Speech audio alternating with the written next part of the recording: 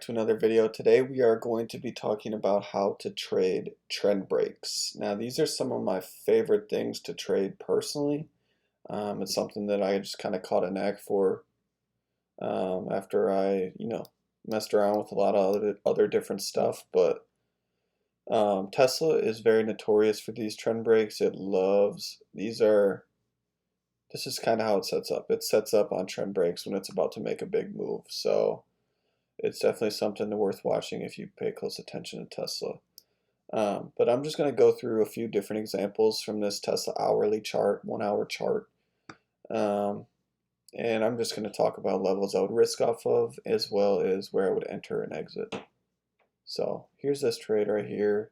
You can see this had this trend line, it touches 1, 2, 3, 4, 5, 6 times before it breaks. So usually after it touches 5, you should be watching that closely. But anyways, the break, so once on Tesla, a lot of times I'm just buying as it breaks down, and then the thing with Tesla is it likes to fake this breaks down sometimes, so you have to have a tight risk. So I would risk just the high of the last candle, really. So risk, whatever, $5. Actually, no, I'm sorry, $20 to make, 140, whatever. It's like 7 to 1. So yeah, I'm entering on the breaks down of here. Let's look at another one. This is much more clear because it actually gets the retest. So where do you risk off a trend break like this? This is also a form of a wedge, but so where do you risk off of, right? So you see it push through and break. It does so, an okay volume. But you don't usually want to buy that one. You want to wait. If you see the retest in a candle like that, and then it start to push higher, that's probably where I would get long once it broke this prior candle's high right here. And I'm looking at the 1 hour. Anyways, risk off level would be for me. There's a couple places you could do this prior high right here, which was a resistance. You could do all the way down here. It's a little bit bigger risk. If you, that would be, if you believed in that trade, that risk would probably be just fine. Let's look at another one. So this one was more vertical. We're looking at the purple one here. You can see this one only had 3 touches.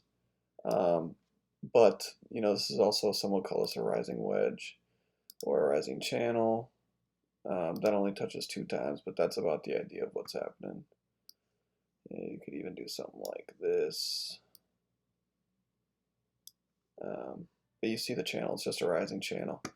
So you got the third touch here, you get the clean breakdown.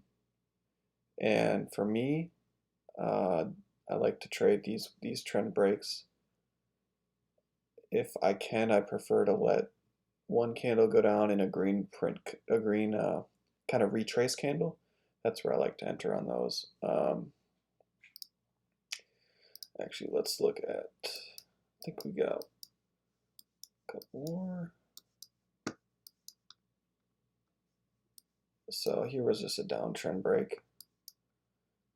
Let's delete these. Downtrend break here.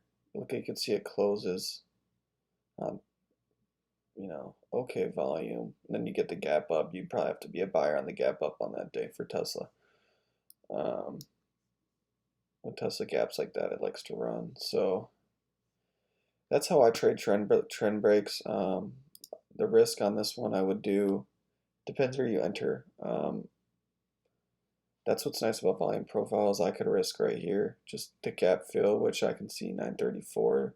So I could risk maybe to 930 or 925, or this prior high right here with this 2 resistance, or you could do all the way down here, or you could do just swing off the day's low.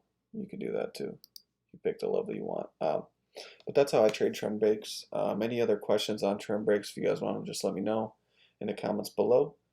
And thanks for watching.